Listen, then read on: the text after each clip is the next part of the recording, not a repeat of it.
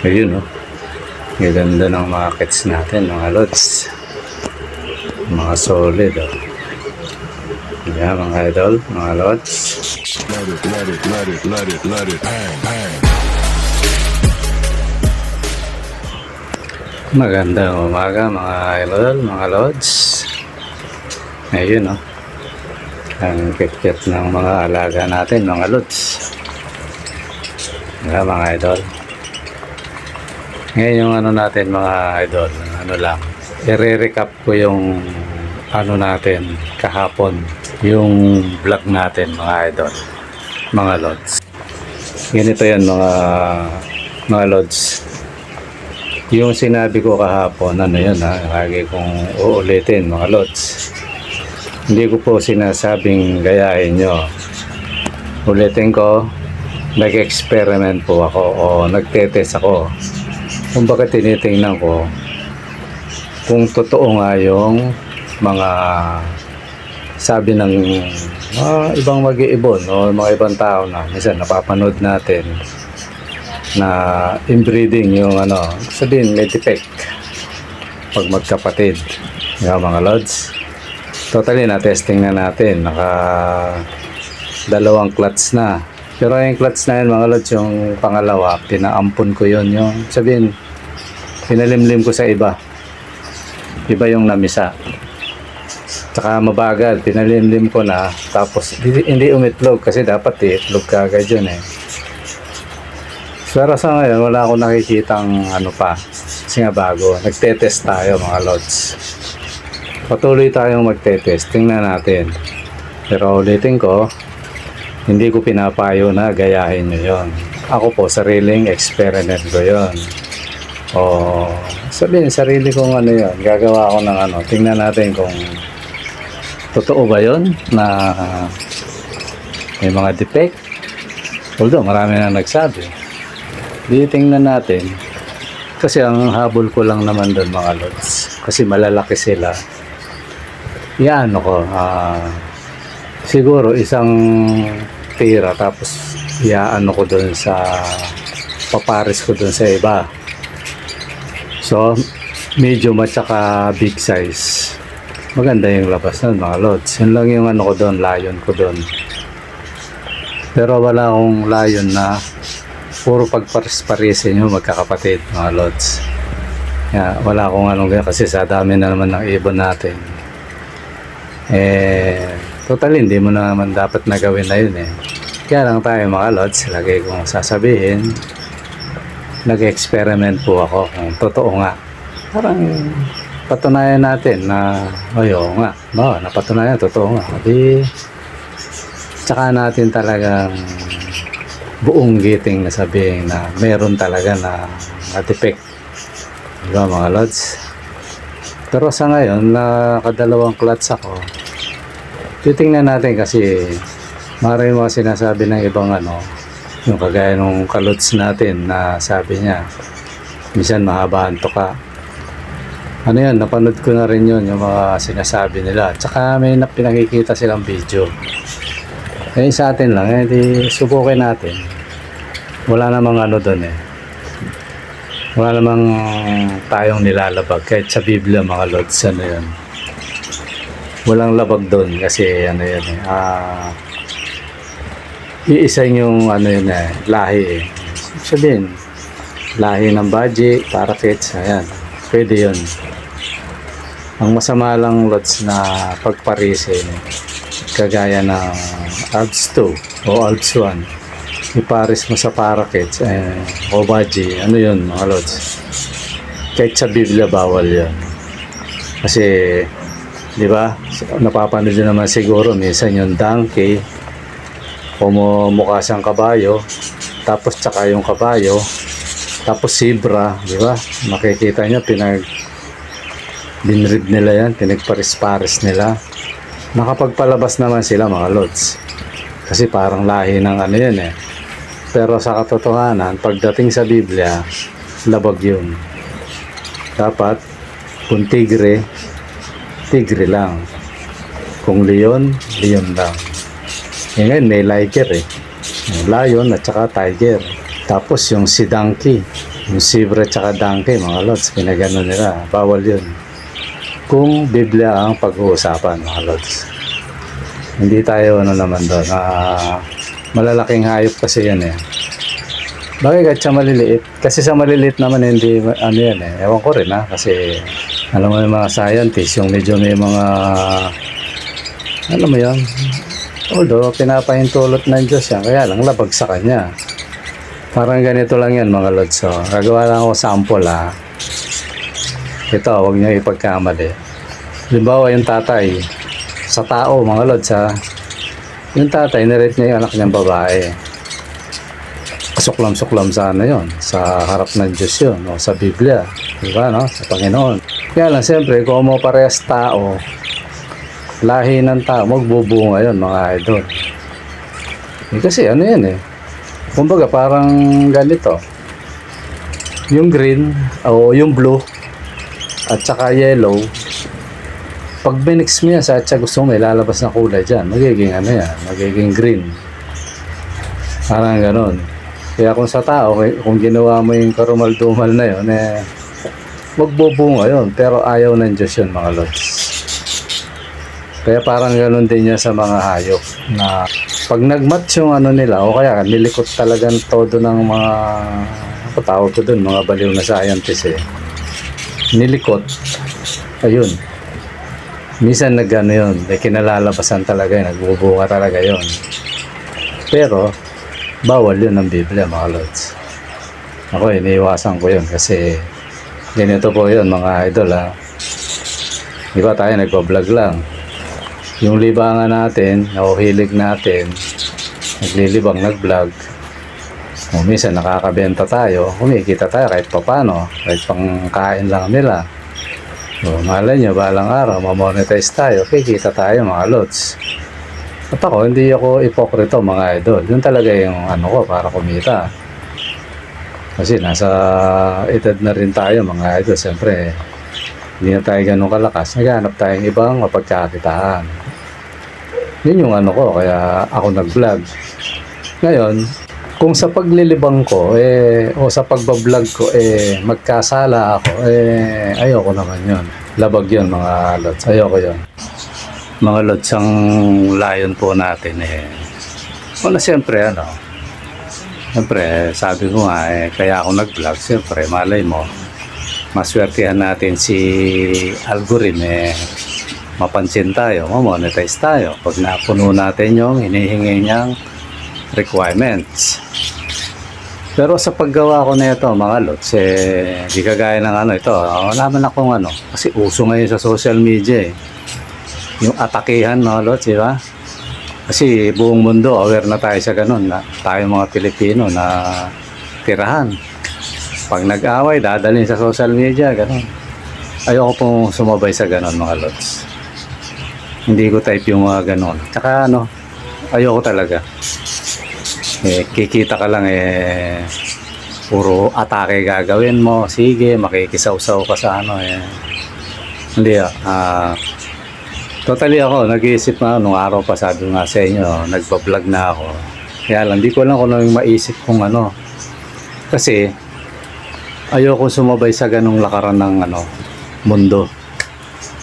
Parang hindi siya mga lods. Ito mga lods, parang nagkukwento lang tayo ngayon. Kasi patungkol nga dyan sa na yan, yung mga ibon natin. Ayoko kasi na magbablog ako. Totally nga, sabi nga sa inyo, pinag-isipan ko yan. Wala akong maisip na Totally, mga nauna ko, kung titingnan nyo, parang hindi ko rin type Kasi nga, may pagka-violence. Di ba? Yung kagaya ng GTA na yan, may pagka-violence Tapos sa editing naman, hindi naman ako napapansin ng doon, mga viewers. Ngayon ito, nung una halaman, tapos nag-ibon tayo. Yun, doon ako na-focus. Sabi ko baka dito ako kasi may binidyo ako. Lang mga lods oras lang na 1,000 plus views siya. Kinabukasan 2,000 na. Ewan ko nga, hindi ko na nakikita. Yung huling kita ko 12,000 yung views niya. Short film mga lods. Anong gusto ko ipunto mga lods?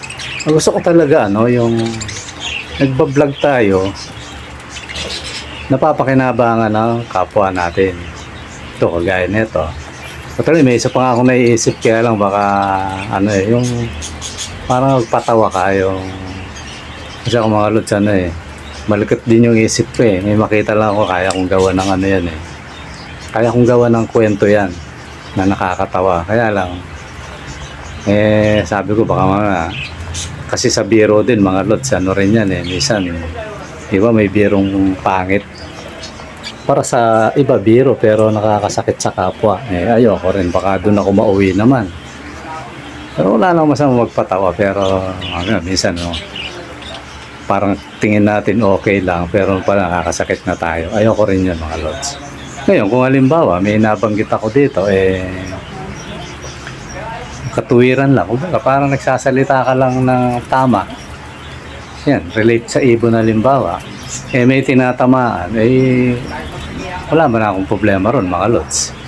Kasi ako, ang purpose ko, kung ano yung experience ko, yung nangyayari sa ibunan natin mga lods, yan, sa araw-araw minsan nga nauubusan ako ng content iisip talaga ako ano yun, siguro hindi ko na problema yun mga lods yung parang yung halimbawa yung kagaya nung unang sinabi ko na si Boy Karga, maraming Boy Karga ngayon kaya nga minsan pag-ibig na sa pera yun yung kumita ka lang ng malaki kahit manloko ka na masama yun mga lods.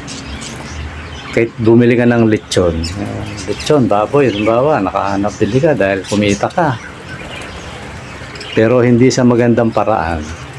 Para sa akin yun mga lods hindi malutong yung lechon pag ganyan. Para sa akin hindi siya masarap kasi galing sa masama kung may pandaraya man yan ayaw natin yung mga lods. Tayo kumita tayo ng konti marami, lang tayo, entertain for entertainment, tapos for yung kahit pa paano baka tayo sa kapwa natin gaya nun, may mga nagte-text sa akin, nagpipin iba hindi ko nababasa na kaya napakalayo na ng agwat yan lang mga lods, medyo busy ako ng konti, may ginagawa tayo. Yun lang yun mga lods na sa pagbablog ko kung ano yung nasaksihan ko nangyari yan sa pag-iibon natin, yung mga yun lang yung ikukwento ko sa inyo o ibablog ko, isi-share ganon. Kasi ayoko naman na may ma-vlog ka lang kahit manloko ka sa habol mo views ganon. Hindi, dapat kung panoorin ka ng tao, ito para sa akin lang to mga lods kung panoorin man ng tao yung mga video ko, at least walang halong pandaraya. Siguro ang masasabi ko, madalas nagkakamali ako sa pagsasalita, kagaya ng pag-anak. Kinuntesta nga ako ng ka-idol natin na Lods, sabi niya, nanganganak pala yung ibon sa inyo. Okay lang yun kasi mali naman talaga, pero wala tayong layong manloko mga lods, mga idol. Lang kasi nililibang lang natin kasi lalo na ako, hindi na masyadong ganun karami yung trabaho mga idol. So naisip ko yan na para kahit paano alay mo, isang araw dagsain ako ng customer di hanap buhay pa rin mga lods. Naisip kong i-vlog. Di pagdating ng araw, hanap buhay pa rin, kita pa rin mga lods.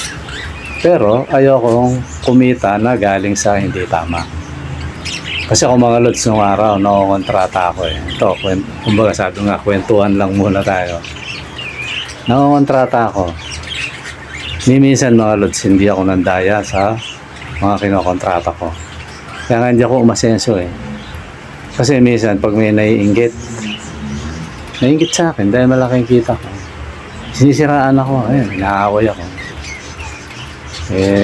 Ako mga lods, umiiwas lang, hindi tayo duwag na tao mga lods. Pero dahil may nagtuturo sa atin ng aral,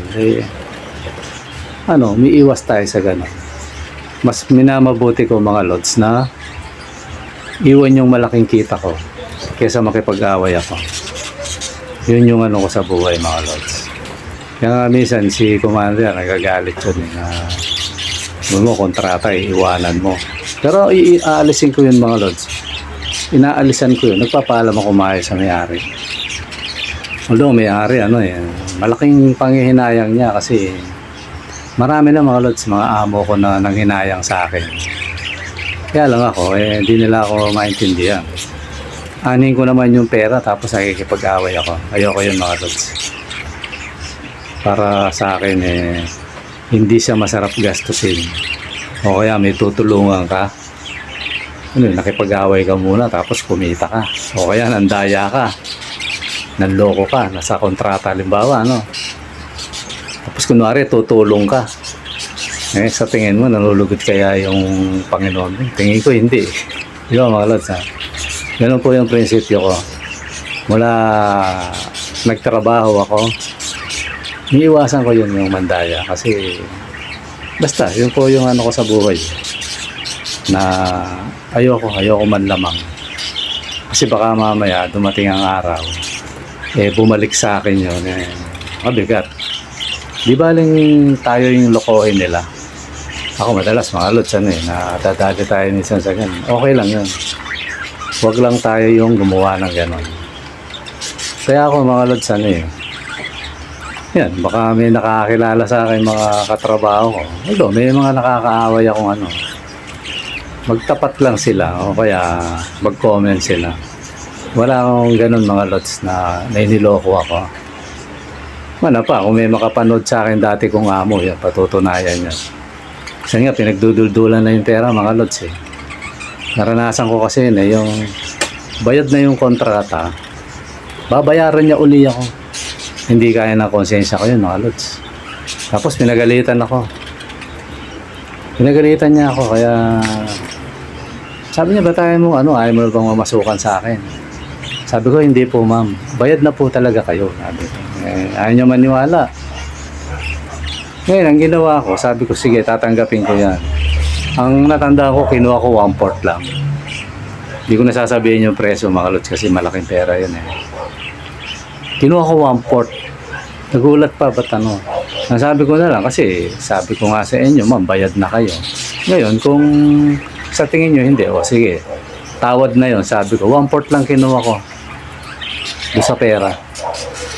Tinitingnan ako ng mga ibang trabahador, yung iba kasi division yung ginagawa na Sabi nga nila, kung ako kukunin ko lahat. Sa isip-sip ko kayo yun. Kaya ako mga lods, hindi ako ganun. Hindi siya masarap gastusin.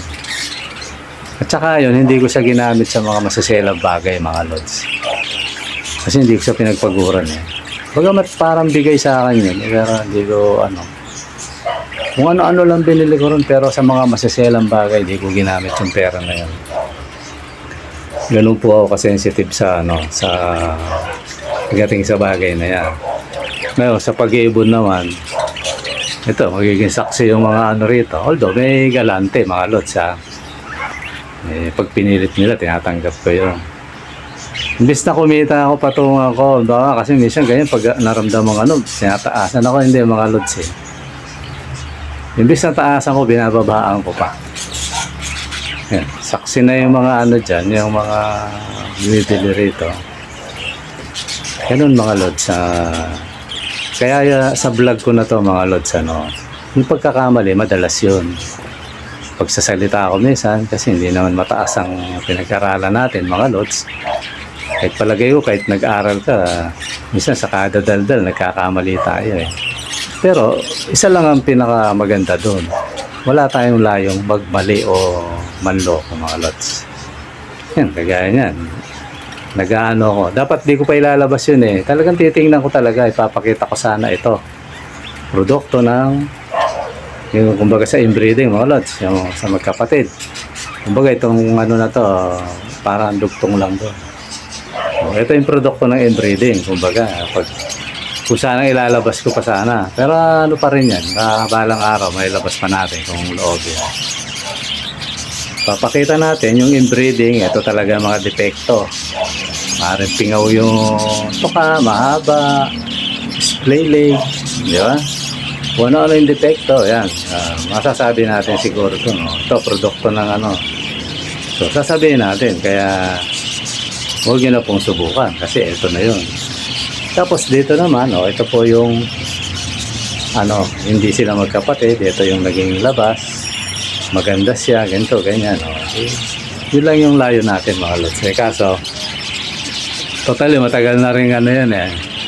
May nagtanong na rin dati niyan. Tapos doon na pumasok na agad sa isip ko. Sabi ko, ano ko kaya yan? Parang project lang o experiment o isang testing, gano'n. Yun, ginawa ko agad yun mga lods. Yun nga, nag-inakay isa. O isa ang kagad ang napansin ko doon. Hindi sila maraming mag-inakay. Pangalawa, ganun din. Yun din yun. Ganun din siya. Kaya, ano siya mga lods eh. Although, okay lang naman sa akin kasi maraming ibon ko. Kung hindi naman sila magkakaroon depekto, okay sana. Kaso, di pa natin alam mga lods. Baka pag edad-edad ng ibon, tsaka makita yun, di ba? Tsaka sa katotohanan mga lods, yung binibili natin sa, ano, lalo na sa pet shop, hindi ka naman nakakasiguro talaga kung magkapatid yan o hindi. Kasi ako mga lods, nagbibigay ako sa mga pet shop. Minsan puro ano yun. Magkakapatid yun mga lods. Minsan, bawa, 4 na breeder o 5 breeder ko, tapos nag-inakay lahat. Kukunin ng ano, kukunin na pet shop. Pag ano ng pet shop, ano eh, malay ba ng bibili ron kung ano eh, kung maituro nung bumili magkapatid. Hindi agad-agad yung pares niya, magkapatid yun mga lods. Paano kung isa lang pares ang binili? Puro ano yun, magkakapatid yun, isang lahi lang yun mga lods. Kaya hindi tayo nakakasiguro.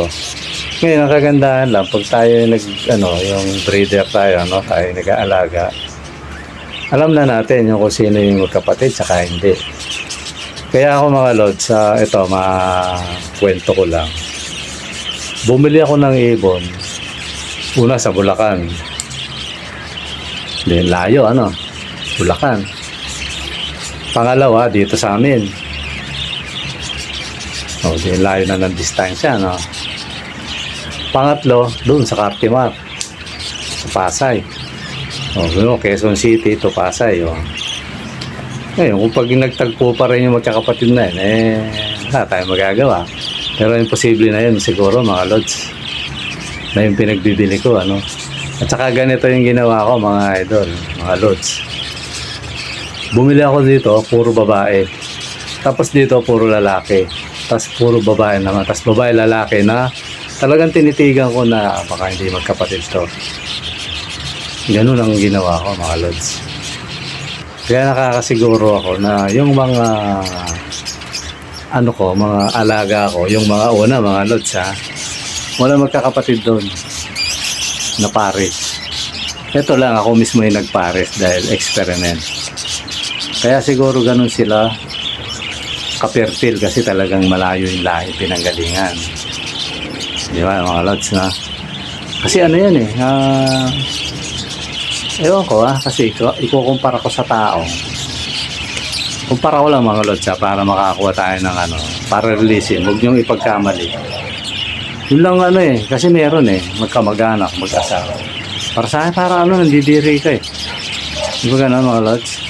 Ewan ko na lang sa mga carnivorous. Yung mga may pagka-M. Di ba may pagka-SM. Sabi nga, simpleng N. Maliban lang sa mga ganon. Pero kung ikaw, matinukan tao, hindi mo gagawin yun Hindi mo gagawin. Ganun po yun, mga idol, mga lods. Kaya siguro, sila hindi sila productive. Kung mababasa mo lang yung isip ng ibon mo, sabihin niya, kapatid ko to Di ba, mga lods?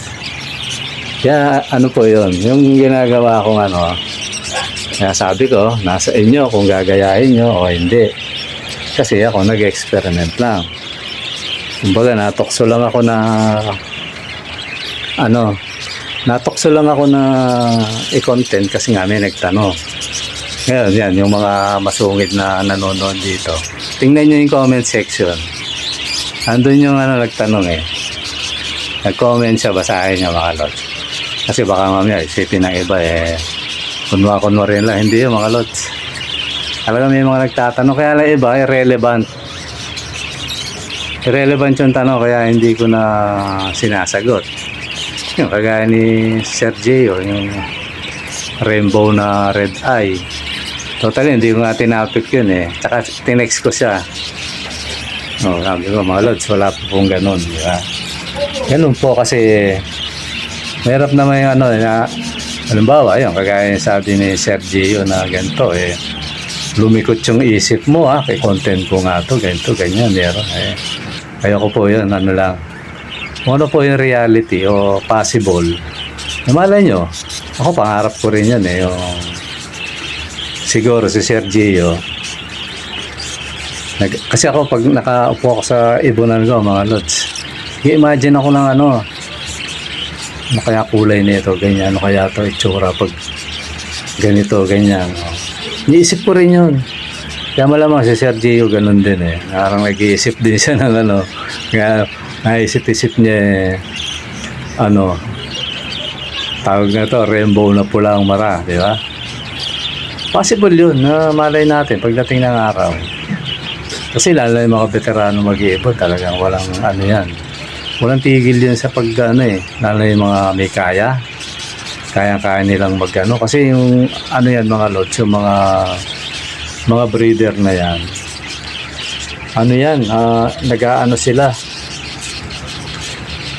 nagpapare sila marami, hindi lang isa, kaya ang bibilis nilang makatuklas eh. Di ba kagaya sa ating mga small time eh, nag-aantay ka pa, isang pambili nga ng pang gusto mong ganitong project, di ka makabili kasi nga kulang tayo sa financial, di ba mga lods kaya mabagal.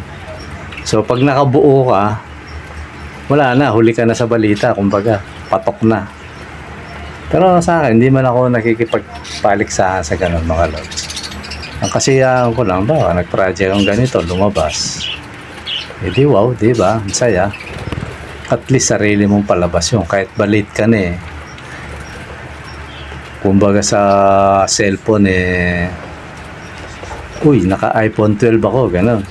Pinag-ipunan ko matagal. Nung pala may iPhone 20 na, layo na mga lods. Pagamat wala pa naman ganun, di ba? Halimbawa lang, napakalayo mo na. Para sa kanila, lumang-luma na pero ikaw, masaya ka kasi pinangarap mo yan eh. Lalo na kung di ka naman bisyosong tao na magkaroon ka lang ng ganun okay na, di ba mga lads? Parang ganun lang po yun, yung pag-iibon ko. Kaya yan, marami na ako ibon. Nagpaparis-paris ko yan. Ayun, na-conscious tuloy ako dun sa matagal na to mga lads. Totally, nung pinaris ko to, 3 buwan yata, ba? Siguro na matanda. Hindi ko alam kung basta matagal. Nainip pa nga ako nun, pinalitan ko pa nga yun eh. Magkapatid din, wala rin. Tapos binaklas ko. Pinalitan ko ulit, wala pa rin. Kaya mga lads, experiments lang po yun. Diba, akala nyo, yung sinabi kong maganda yung labas. Naman talaga, kaya lang, di ko pa alam kung ano epekto niya. Kumbaga sa pinapahinog ko muna sana eh. Malay nyo, pag 1 year na yung ibon, dun mo makikita pala, eto pala yun. Ito pala epekto niyan, ganito, ganyan. Kasi ako sa malalaking hayop, mga lods, nanood ako, mahina raw ang buhay. Halimbawa lang ito mga lods Halimbawa, baka na nilikot ng tao, sobrang laki. Hindi okay, maganda. Yung normal na baka, imbis na mabuhay ng halimbawa 20 years o 15 years. Halimbawa lang yung mga lods Yung in-experiment nila, isang 5 years lang, 7 years ganon. Yun po yun. Parang kumbaga sa halaman, yung pinalaki mo mula buto hanggang naging puno siya, mangga. 5 years yata. Mangga. Di ako nagkakamali mga lods 5 years o 7 years, ganon. More or less, mga ganon. Depende sa palupa pa yun. Kung pangit yung lupa mo o pinaglagyan mo ng mangga. O ilagay natin halimbawa sa 5 years. Bago ka makakain ng mangga, mga lods. Pero may isang teknolohiya. Yung branch lang niya. Di ba? Gagatlaan mo tapos lalagyan mo plastic, lagyan mo lupa. Ang tawag yun, nakalimutan ko na. Basta yun yung mga lods. Ano mo yun. Mag-uugat yun mga lods. Pag nag-ugat na, puputulin yun. O di pagputol nun, yun ang itanim mo. E di tinanim mo mga lods. Yung pinanggalingan niya, pag nagbunga yun, sumasabay yun. Boy, isang buwan mo pa lang siyang isang buwan mo pa lang siyang naitanim. O 2 buwan. Pag bumunga yun, bubunga yun rin yun mga lods. Subukin nyo, huwag hindi totoo yun sinasabi ko. Kasi ako mga lods, mahilig din ako magtanim. Wala lang akong pwesto, kaya puro paso-paso lang. Minsan nag-experiment ko rin yan. Parang, wala, sariling ko lang. May napanood ako, gagayahin ko, gano'n. Ganyan yan lang mga lods. Iba yung buhay nila. Kaya sa ibon, gano'n din. Alam ko ang buhay niya hindi gano'n kahaba. Yun, sure ball na yun, hindi gano'n kahaba. Kasi nga, mali yung mali yung sa proseso ng buhay, kasi buhay din yan mga lods eh. Hindi normal yung ginawa natin. Ako, sasama ko rin sarili ko kasi experiment lang naman eh. Tsaka hindi naman, wala man ako nilalabag sa Biblia mga lods. Okay lang yan. Kasi sabi ko nga, yung manok, pagkain natin yun, di ba? Magkakapatid yan eh. Nag-itlogan eh. Kung mga pagkain siya, pinapahintulot na Diyos yan. Ganon din naman yan. Huwag lang yung magkaibang bawa, Alps 1. Tapos iano mo sa parakeets labag yun. Yun lang yun mga lods. Napalaot na tayo sa pero tiniti ako naman. At paano may mapupulot kayong konting tayo pala. May mapupulot tayong konting karunungan mga lods. Kahit paano makakatulong yun, lalo na sa mga bago nating kaibon. Okay mga lods, maraming salamat. Sana kahit paano may natutunan tayo. Okay, maraming salamat. Bye-bye.